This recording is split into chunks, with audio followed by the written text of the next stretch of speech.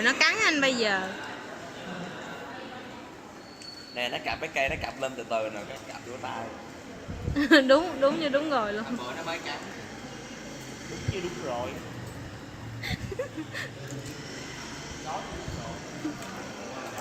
Đầu lùng mà mày đặt trên cái cây. Lùng sạch. Cái lùng sạch.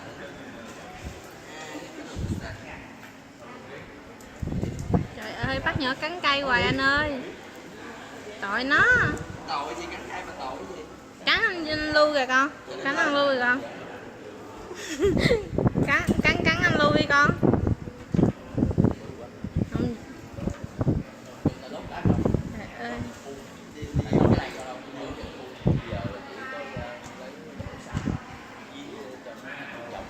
Trời ơi. Nhỏ đã bị cột rồi. Vậy quá. Cái đầu túi trình của nó dạ. Túi nào mà túi của anh đó. Đồ anh kêu nó dơ lắm. Là ao tặng thôi.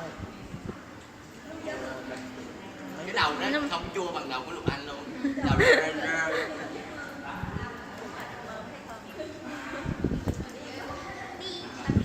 Trời ơi. trời ơi, cái gì mà ướt gì miếng vậy bà. Thơm hơn anh Lưu nhiều. Trời đất ơi, còn đâu à. Đúng rồi. Nó mới tắm mà. Trời ơi.